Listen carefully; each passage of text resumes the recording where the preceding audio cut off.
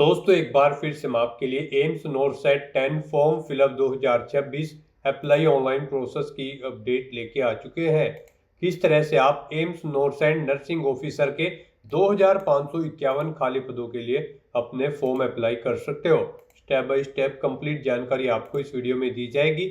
Last date online आवेदन करने की 16 मार्च 2026 है, तो आप जल्द से जल्द अपना फॉर्म अप्लाई कर ले, कहीं मौका हाथ से छूट न जाए।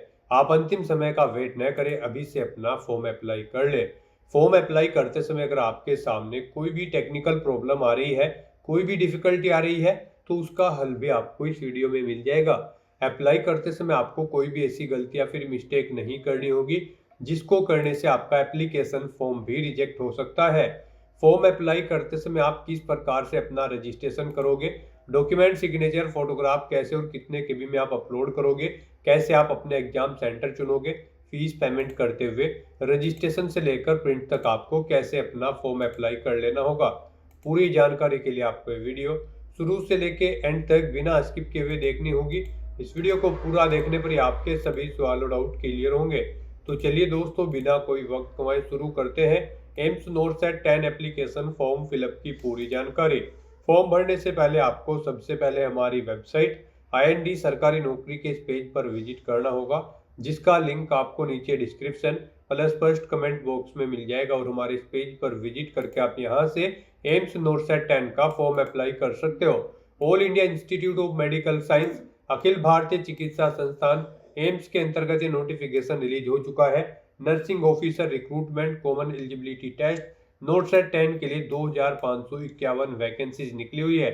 ऑनलाइन आवेदन करने की लास्ट डेट 16 मार्च 2026 है। 9300 से 34,800 सैलरी है। BSc honours nursing, BSc nursing, BSc post certificate या पोस्ट बेसिक बीएससी नर्सिंग या फिर डिप्लोमा जीएनएम से भी आप अप्लाई कर सकते हो। 18 से 30 वर्ष आयु सीमा है। जनरल ओबीसी के लिए 3,000 रुपये फीस है। SC/ST के लिए 2,400। PWD को फीस जमा नहीं करनी होगी, ऑनलाइन मोड से आप फीस पेमेंट करोगे। सिलेक्शन होगा NORCET pre, NORCET main, document verification और मेडिकल एग्जामिनेशन के आधार पे। ऑनलाइन आप ऑल इंडिया से अप्लाई कर सकते हो। AIMSExams.ac.in पोर्टल से इसकी ऑफिशियल वेबसाइट है। इंपोर्टेंट लिंक सेक्शन के अंतर्गत ऑफिशियल नोटिफिकेशन PDF लिंक पर क्लिक करके आप इसकी यहाँ से PDF डाउनलोड कर सकते हो। यहाँ पर आने के बाद में आपको एडवर्टाइजमेंट की स्टेप पर क्लिक करना होगा। स्टेप पर आप जैसे ही क्लिक करोगे तो उसके बाद में आपको AIIMS new Delhi and other AIIMS की स्टेप पर क्लिक करना होगा। तो आपके सामने इसकी ये ऑफिशियल PDF ओपन हो जाएगी। यहाँ पर आपको क्वालिफिकेशन की डिटेल देखने को मिल जाएगी। एज लिमिट, एप्लीकेशन फीस की जानकारी आपको यहाँ पर दे दी गई है। आवेदन करने की डेट और एग्जामिनेशन का पूरा शेड्यूल आपको यहाँ पर दिया गया है। साथ ही साथ यहाँ पर कुछ जनरल इंस्ट्रक्शंस भी आपको प्रोवाइड करा दिए गए हैं। एज रिलैक्सेशन आप चेकआउट कर सकते हो। एग्जामिनेशन पैटर्न सिलेबस आपको डिटेल में प्रोवाइड करा दिया गया है। फॉर्म अप्लाई करते समय आपको कुछ इंपोर्टेंट गाइडलाइंस भी यहाँ पर दे दी गई है। तो आवेदन करने से पहले आपको ऑफिशियल नोटिफिकेशन की PDF पूरा पढ़ना अनिवार्य है। इसको पूरा पढ़ने से ही आपके सभी सवाल और डाउट क्लियर होंगे। PDF रीड आउट करने के बाद में आपको अप्लाई ऑनलाइन के इस लिंक पर क्लिक करना होगा।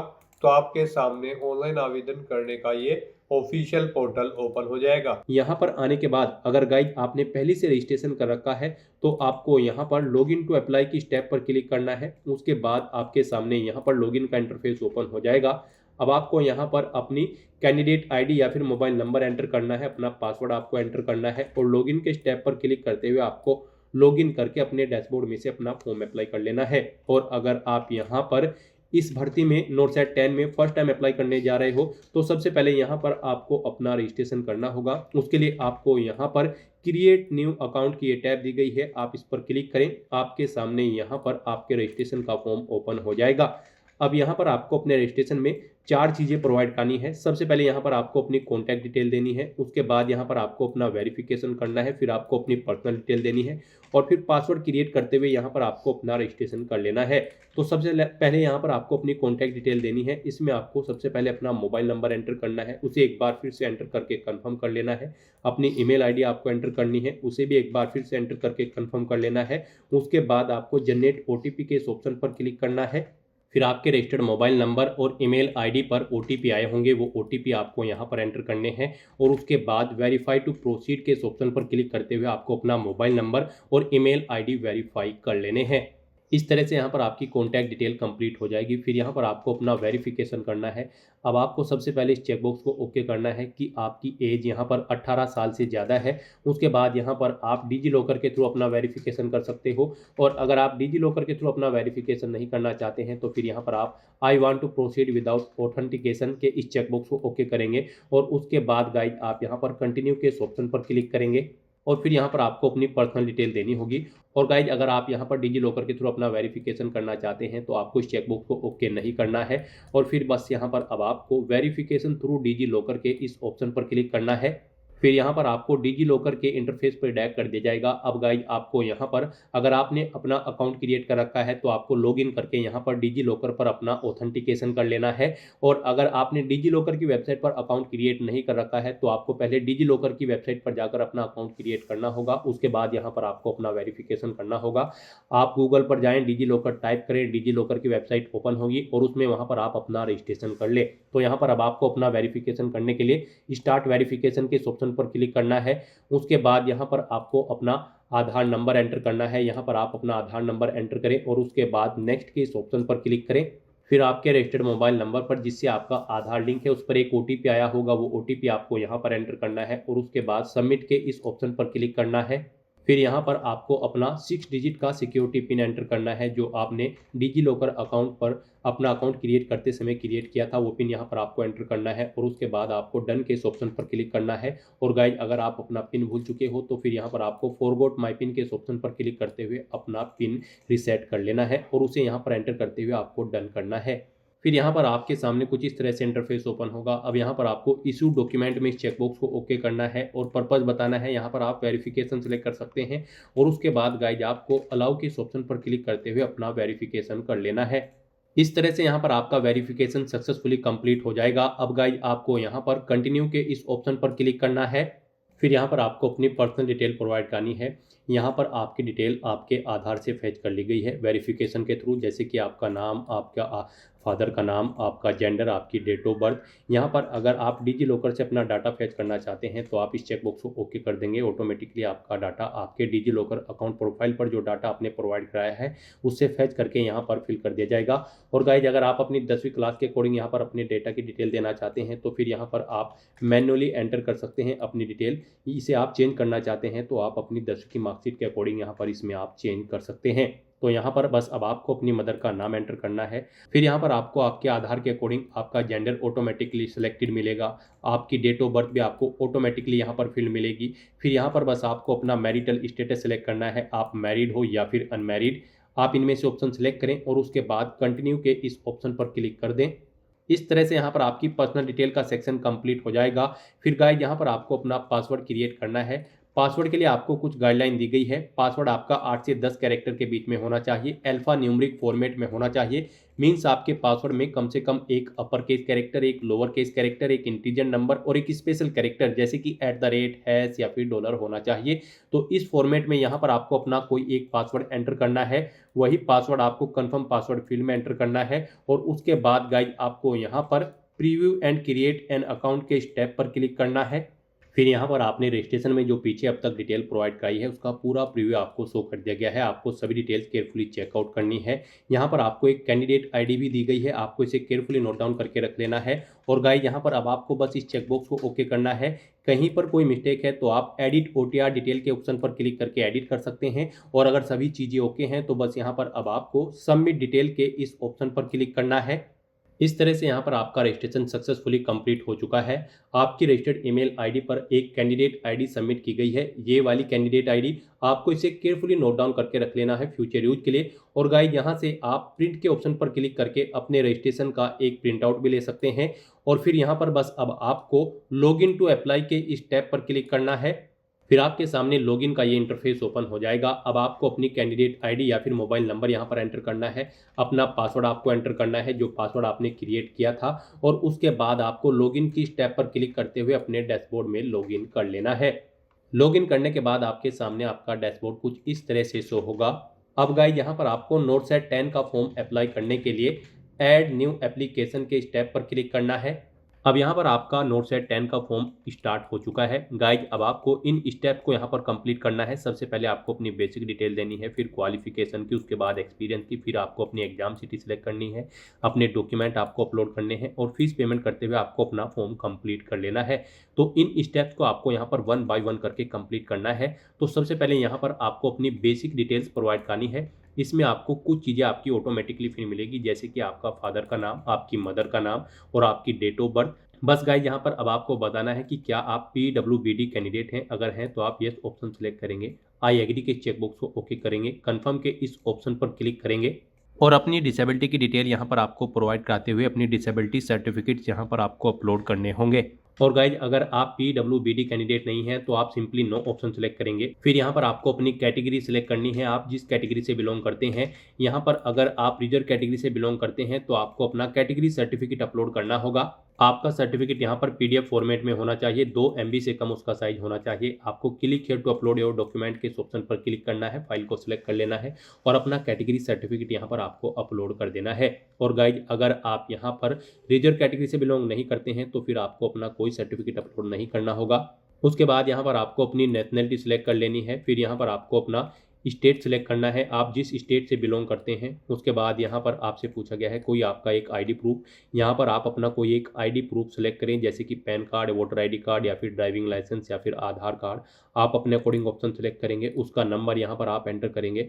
उसके बाद आपसे पूछा गया है कि क्या आप एक सर्विसमैन है या फिर कमीशन्ड ऑफिसर है। अगर हैं तो आप यस ऑप्शन सेलेक्ट करेंगे, उसकी डिटेल देंगे, जैसे कि सर्विस आपने कब स्टार्ट की थी, कब आपने छोड़ी है, वो डेट आप सिलेक्ट कर लेंगे। इस तरह से यहाँ पर आपकी सर्विस की लेंथ कैलकुलेट करके आपको शो कर दी जाएगी डेज के अंतर्गत। और अगर आप एक सर्विसमैन या फिर कमीशन्ड ऑफिसर नहीं है तो आप सिंपली नो ऑप्शन सेलेक्ट करेंगे। उसके बाद यहाँ पर आपसे पूछा गया है कि क्या आप इसी के एम्प्लॉय हैं। अगर हैं तो आप यस ऑप्शन सेलेक्ट करेंगे, उसकी डिटेल देंगे, जैसे कि जॉब का स्टेटस आपको बताना होगा।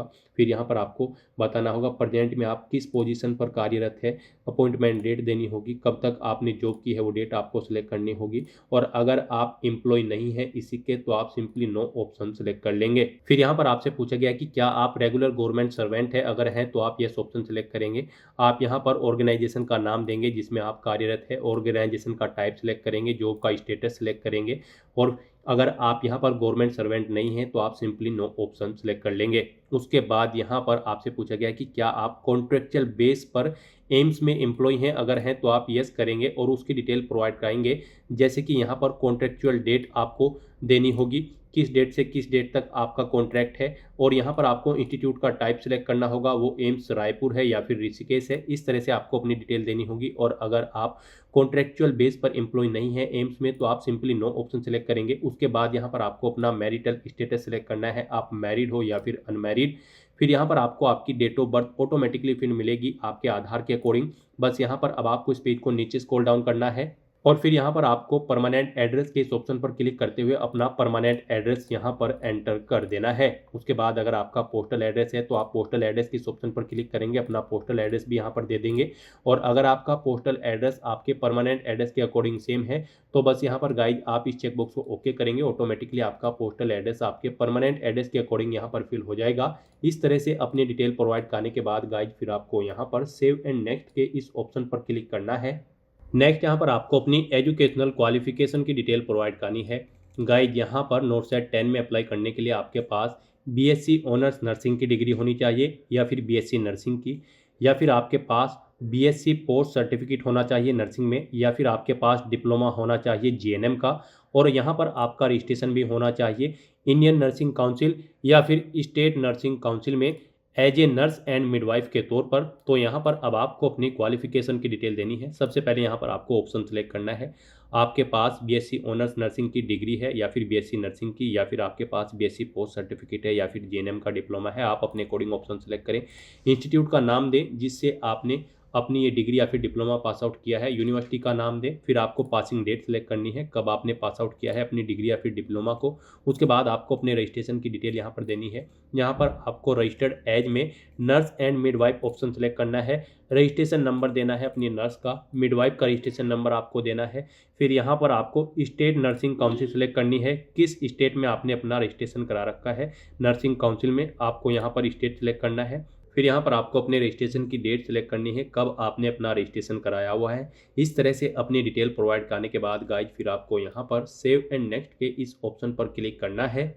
नेक्स्ट यहाँ पर आपको अपने एक्सपीरियंस की डिटेल प्रोवाइड करनी है। गाइज यहाँ पर अगर आपको एक्सपीरियंस है तो आप यस के इस ऑप्शन पर क्लिक करेंगे और अपने एक्सपीरियंस की डिटेल प्रोवाइड करेंगे, जैसे कि ऑर्गेनाइजेशन का नाम आपको सिलेक्ट करना होगा जिसमें आपको एक्सपीरियंस है। अगर इनमें वो नहीं है तो आप अदर ऑप्शन सेलेक्ट करेंगे, उसका नाम यहाँ पर एंटर करेंगे और फिर यहाँ पर आपको अपनी पोजीशन का नाम देना होगा, किस पोजीशन पर आप कार्यरत थे। अपना एम्प्लॉय का टाइप सेलेक्ट करना होगा, आप रेगुलर बेस पर थे, कॉन्ट्रैक्ट बेस पर या फिर टेम्परेरी, आप अपने अकॉर्डिंग ऑप्शन सेलेक्ट करेंगे। नंबर ऑफ बेड हॉस्पिटल के देंगे, जिस हॉस्पिटल में आप कार्यरत थे जिसमें आपको एक्सपीरियंस है वहाँ पर कितने नंबर ऑफ बेड थे वो यहाँ पर आप एंटर करेंगे। कब से आपने स्टार्ट की थी जो वो डेट आप सिलेक्ट करेंगे। करंट में वर्किंग है या फिर नहीं, आप अपने अकॉर्डिंग यहाँ पर ऑप्शन सेलेक्ट करेंगे। आपने कब जॉब छोड़ी है वो डेट आपको सिलेक्ट करनी है। इन डेट्स के अकॉर्डिंग यहाँ पर आपकी सर्विस की लेंथ कैलकुलेट करके डेज में आपको शो कर दी जाएगी। इस तरह से यहाँ पर आपको अपने एक्सपीरियंस की डिटेल देनी है और सेव एंड नेक्स्ट के ऑप्शन पर क्लिक करना है। और अगर आपको एक्सपीरियंस नहीं है तो आप सिंपली यहाँ पर नो ऑप्शन सेलेक्ट करेंगे और उसके बाद फिर आप सेव एंड नेक्स्ट के इस ऑप्शन पर क्लिक कर देंगे। नेक्स्ट यहाँ पर आपको अपनी एग्जाम सिटी सिलेक्ट करनी है। यहाँ पर आपको अपने प्री एग्जाम और मेन एग्जाम के लिए एग्जाम सिटी सिलेक्ट करनी है। सबसे पहले यहाँ पर आपको स्टेट सिलेक्ट करना है, उसके बाद आपको उसके अंतर्गत आने वाली सिटी में से अपनी चॉइस के अकॉर्डिंग सिटी सिलेक्ट करनी है। इस तरह से यहाँ पर आपको अपनी चॉइस के अकॉर्डिंग 4 एग्जाम सिटी सिलेक्ट कर लेनी है अपने प्री एग्जाम के लिए। उसके बाद यहाँ पर आपको सिटी चॉइस स्टेज 2 के इस ऑप्शन पर क्लिक करना है और इसमें आपको अपने मेन एग्जाम के लिए भी इसी तरह से एग्जाम सिटी सिलेक्ट कर लेनी है। यहाँ पर भी आप स्टेट सिलेक्ट करेंगे, उसके अंतर्गत आने वाली सिटी आप सिलेक्ट कर लेंगे। इस तरह से यहाँ पर आप अपनी चॉइस के अकॉर्डिंग अपने मेन एग्जाम के लिए भी 4 एग्जाम सिटी सिलेक्ट कर ले। अपनी एग्जाम सिटी का सिलेक्शन करने के बाद फिर आपको यहाँ पर सेव एंड नेक्स्ट के इस ऑप्शन पर क्लिक करना है। नेक्स्ट यहाँ पर आपको अपने डॉक्यूमेंट अपलोड करने हैं। अगर आपको कोई एक्सपीरियंस है या फिर आप किसी ऑर्गेनाइजेशन में कार्यरत है तो यहाँ पर आपको अपना no objection certificate NOC upload करनी होगी सबसे पहले। उसके लिए यहाँ पर आपको क्लिक है टू अपलोड के इस ऑप्शन पर क्लिक करना है, फाइल को सिलेक्ट कर लेना है और अपना ये NOC सर्टिफिकेट यहाँ पर आपको अपलोड कर देना है। ये आपका PDF फॉर्मेट में होना चाहिए, 2 MB से कम इसका साइज होना चाहिए। उसके बाद यहाँ पर आपको अपना फोटो अपलोड करना है। इसके लिए भी आपको गाइडलाइन दी गई है। आपका फोटो गाइड यहाँ पर JPG, JPEG या फिर WEBP या फिर PNG फॉर्मेट में होना चाहिए, 2 MB से कम उसका साइज होना चाहिए। और यहाँ पर आपका जो फोटो होगा वो 6 मंथ से ज़्यादा ओल्ड नहीं होना चाहिए। Latest passport size colour photo आपका होना चाहिए। यहाँ पर आपके फोटो का जो साइज होगा वो 3.5 × 4.5 सेंटीमीटर विड्थ और हाइट उसकी होनी चाहिए। तो यहाँ पर अपना फोटो अपलोड करने के लिए आपको इस ऑप्शन पर क्लिक करना है, फाइल को सेलेक्ट कर लेना है और अपना फोटो यहाँ पर आपको अपलोड कर देना है। उसके बाद यहाँ पर आपको अपने सिग्नेचर अपलोड करने हैं। इनके लिए भी आपको गाइडलाइन दी गई है। आपके सिग्नेचर भी यहाँ पर 6 मंथ से ज़्यादा ओल्ड नहीं होने चाहिए। यहाँ पर 2 MB से कम इनका साइज होना चाहिए। JPG, JPEG, WEBP या फिर PNG फॉर्मेट में आपके सिग्नेचर होने चाहिए। 6 × 3 सेंटीमीटर विड्थ और हाइट आपके सिग्नेचर की होनी चाहिए। कैपिटल लेटर में आपको अपने सिग्नेचर नहीं करने हैं। एक वाइट पेपर पर ब्लैक या फिर ब्लू इंक पेन से आपको अपने सिग्नेचर करने होंगे। अपने सिग्नेचर अपलोड करने के लिए भी आपको यहाँ पर इस ऑप्शन पर क्लिक करना है, फाइल को सिलेक्ट कर लेना है और अपने सिग्नेचर यहाँ पर आपको अपलोड कर देने हैं। उसके बाद गाइज यहाँ पर आपको अपना लेफ्ट थंब इंप्रेशन अपलोड करना है। इसके लिए भी आपको गाइडलाइन दी गई है। आपका जो लेफ्ट थंब इंप्रेशन होगा ये गाइज यहाँ पर JPG, JPEG, WEBP या फिर PNG फॉर्मेट में होना चाहिए। 2 MB से कम इसका साइज होना चाहिए और यहाँ पर ये भी 6 महीने से ज़्यादा पुराना नहीं होना चाहिए। आपका जो थंब इंप्रेशन होगा उसकी विड्थ और हाइट 4 × 3 सेंटीमीटर होनी चाहिए। यहाँ पर आपको एक वाइट पेपर शीट पर ब्लू या फिर ब्लैक इंक पैड से अपना थंब इंप्रेशन करना है और उसके बाद गाइज आपको यहाँ पर इस ऑप्शन पर क्लिक करते हुए फाइल को सिलेक्ट कर लेना है और अपना लेफ्ट थंब इंप्रेशन यहाँ पर आपको अपलोड कर देना है। यहाँ पर आपको अपने फोटो और सिग्नेचर अपलोड करने के लिए इन चेकबॉक्सेस को ओके करना होगा कि आपका फोटो, सिग्नेचर या फिर थंब इंप्रेशन 6 मंथ से ज़्यादा ओल्ड नहीं है। यहाँ पर अगर आपके डॉक्यूमेंट का साइज कम या ज़्यादा है तो गाइड आप यहाँ पर दी गई गाइडलाइंस के अकॉर्डिंग उन्हें सेट कर सकते हो। आपको क्या करना है, आपको गूगल पर जाना है, इमेज रिसाइजर टाइप करना है। मल्टीपल ऑनलाइन वेबसाइट्स ओपन होंगी, किसी भी वेबसाइट को ओपन करें और उसमें आप जिस भी डॉक्यूमेंट का साइज सेट करना चाहते हैं दी गई गाइडलाइंस के अकॉर्डिंग, उसकी इमेज को वहां पर अपलोड करें, साइज सेट करें दी गई गाइडलाइंस के अकॉर्डिंग, और फिर वहां से इमेज डाउनलोड करके यहां पर आप अपने डॉक्यूमेंट अपलोड कर दें। इस तरह से अपने सभी डॉक्यूमेंट अपलोड करने के बाद फिर आपको सेव एंड नेक्स्ट के इस ऑप्शन पर क्लिक करना है। नेक्स्ट यहाँ पर आपको अपना फीस पेमेंट करना है। गाइज यहाँ पर जनरल ओबीसी कैंडिडेट के लिए 3000 रुपये फीस है, SC/ST के लिए 2400 और PWBD कैंडिडेट के लिए कोई फीस नहीं है। तो यहाँ पर अब आपको आपकी कैटेगरी के अकॉर्डिंग एप्लीकेशन फीस का अमाउंट देखने को मिल जाएगा। अब आपको ये फीस पेमेंट करना है। गाइज यहाँ पर अपना फीस पेमेंट करने के लिए आपको ऑनलाइन पेमेंट SBI की इस ब्लिंकिंग टैब पर क्लिक करना है और फिर आपको यहाँ पर कंटिन्यू टू प्रोसीड के इस ऑप्शन पर क्लिक करना है। फिर आपको फीस पेमेंट के इस इंटरफेस पर डायरेक्ट कर दिया जाएगा। अब यहाँ पर आप SBI नेट बैंकिंग या फिर अदर बैंक नेट बैंकिंग या फिर डेबिट कार्ड या फिर क्रेडिट कार्ड का कोई भी ऑप्शन यूज करते हुए अपना फीस पेमेंट कर सकते हो। यहाँ पर अगर आप state bank debit card option select करते हैं तो फिर आपके सामने कुछ इस तरह से इंटरफेस ओपन होगा। यहाँ पर SBI डेबिट कार्ड ऑप्शन अगर आप सेलेक्ट करते हैं तो फिर आपके सामने कुछ इस तरह से इंटरफेस ओपन होगा। अब गाइज यहाँ पर आपको कन्फर्म के स्टेप पर क्लिक करना है। एक बार फिर से यहाँ पर आपको कंफर्म के ऑप्शन पर क्लिक करना होगा। उसके बाद आपके सामने फीस पेमेंट का इंटरफेस ओपन हो जाएगा। यहाँ पर आपका कार्ड पर जो आपका नाम है वो आपको एंटर करना है, अपना कार्ड नंबर आपको एंटर करना है, उसकी एक्सपायरी डेट यहाँ पर आपको एंटर करनी है, आपके कार्ड का 3 डिजिट का CVV नंबर यहाँ पर आपको एंटर करना है और उसके बाद गाइज आपको पे के इस ऑप्शन पर क्लिक करते हुए अपना फीस पेमेंट कर देना है।